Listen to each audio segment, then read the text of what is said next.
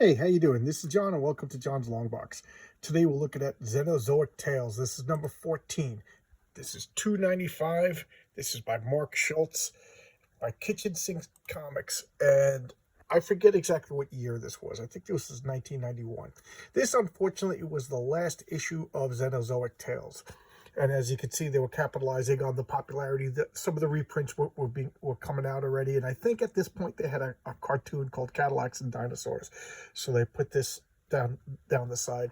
They changed the font, I guess you call it, the title font to mimic what was going on, and the Cadillac company gave permission, so there was like I don't know if there was a joint effort or a special permission or whatever, but they were actually like into this marketing or whatever. I guess it was like super cool. But the problem was Mark Schultz was very slow. Sometimes it was like a year between issues. And I'm very patient. I'll wait, but there comes a point where it just gets to be too much, and the series loses momentum. And I think that's what happened. But man, did the art get better and better and better. And the quality of paper is better. Yeah, I showcased an issue of Xenozoic Tales earlier in my channel history, and this is the last issue. So I think I did the first issue, and now I'm doing the last issue, just bookend. But here's a story catch up, and look at that wonderful art.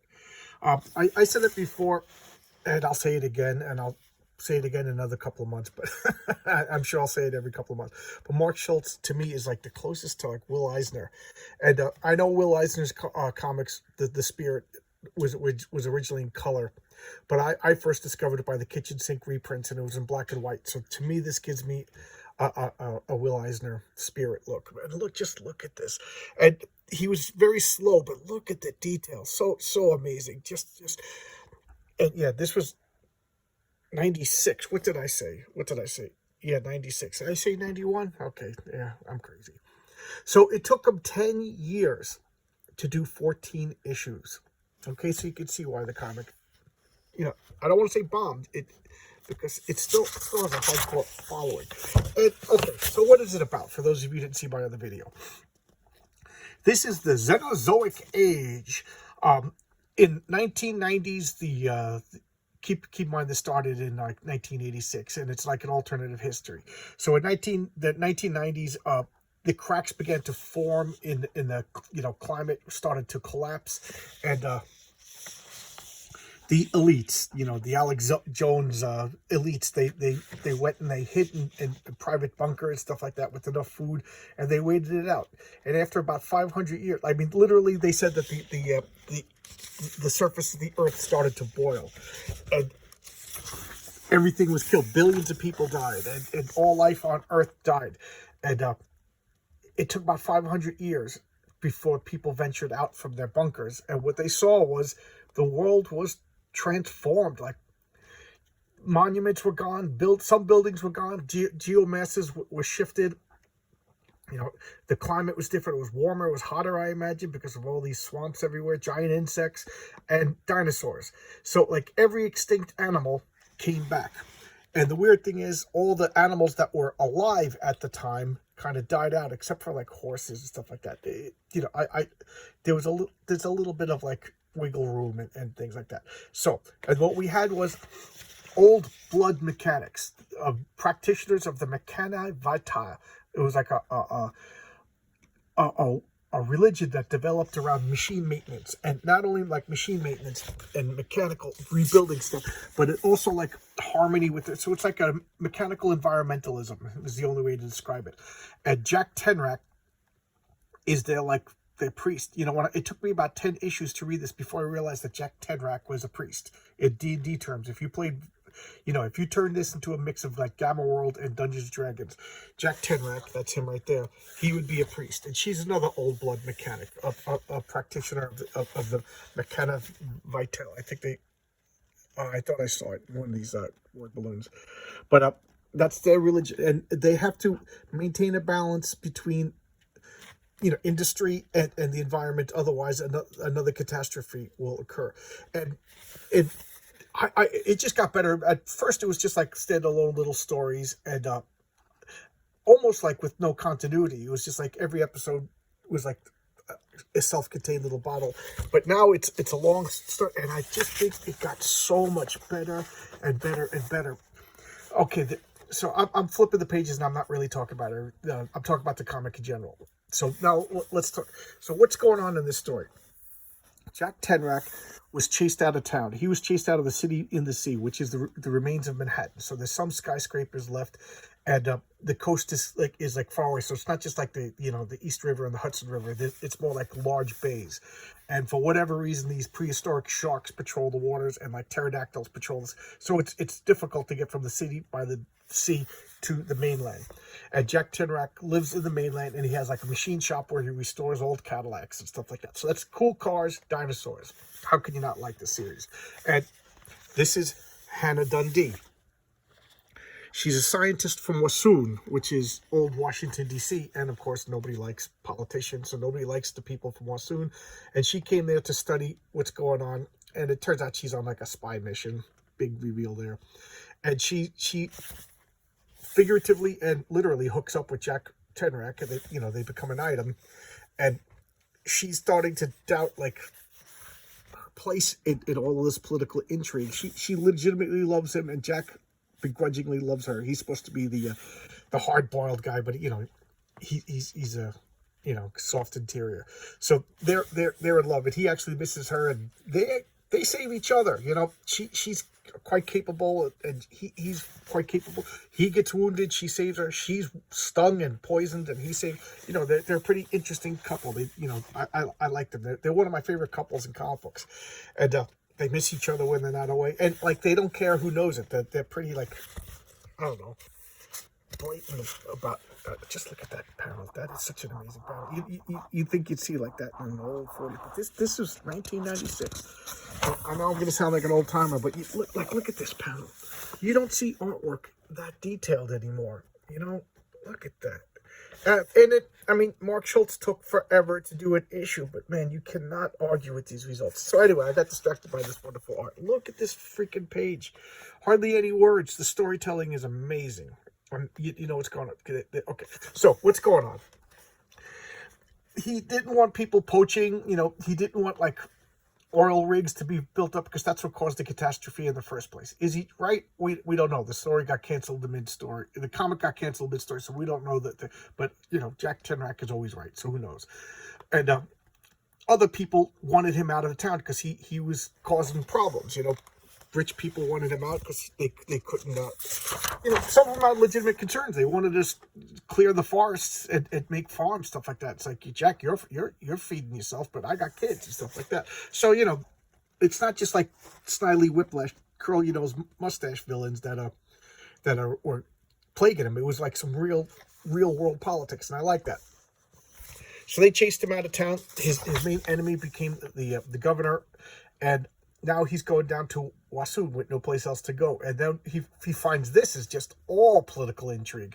And that's not his game. And, so he's new to the town. Some people like him. He's a threat, So he doesn't know where he fits in. So he can't, and he's just like, I'm going to go out to the swamps and live in the swamp.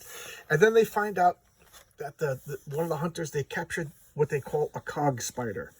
Now, I don't know if this is a real animal, because they tend to use all real prehistoric creatures in this. I don't know if this is a real thing or not. They call it a harvestman, and then Jack says it's a cog spider, and he has to free it. He's like, why? Because when they were underground, the old blood mechanics, they learned the secret of the cog spiders, and the cog spiders secreted oxygen. So when all humanity should have been dead if not for these millions of cog spiders that lived way below, exhaling oxygen. And then when they died, the cog spiders would bring their corpses up high, and then they would take them and grind them down and make grease and oil and stuff like that. Again, I don't know if this is a fancy creature, but look at that. That is such a cool design.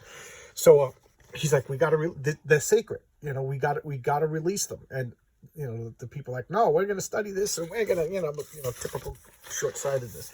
And who is this? This is Steptoe. She was the old blood mechanic of Wassoon, and she recognized Jack Tenrack right away, and knew him from reputation, and they formed an alliance. So these are like a brotherhood or sisterhood of D&D clerics getting together, and they get visions from the grief like these like mysterious mystic lizard people that live underground. Think of the Lee Stacks from Land of the Lost, and they're like, "Thank you, Hannah, for setting this all up." So she's like, "You betrayed me," and here she is. She's all like, "What's going on? What's going on?" And she's like hurt. She was also talked to by the mystic underground pieces, and she was orphaned as a kid. She was a foundling, and the family raised her. So they're leading up to.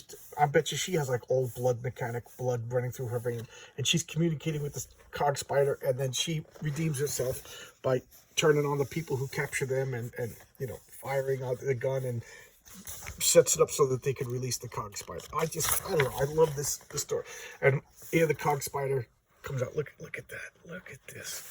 I don't know. Look at that panel. Jeez, I'm going to sit there and go, look at this. But this Mark Schultz artwork just blows me away. And I think he's still working today, but I would love to see more. And then this dinosaur, they call him a shrike. This shrike has been following them, and of course now it catches up just as they release the spider. And they're like, no, keep your guns down. And spider versus dinosaur fight. Come on, you don't want this? I want this in a movie. Spider, prehistoric, because I do think that's a real prehistoric design. I don't know about all the other stuff, but look at that. What's that? Spider versus Velociraptor?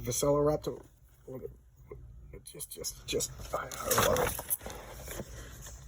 And then the spider, and then, okay, enough's enough. They use gas, and they gas the dinosaur, because Jack is firmly, you don't hunt unless you need to, so they don't want to harm either one of them. And then the cog spider escapes. Look, there must be millions. So it went back down to its people, or its species, or whatever.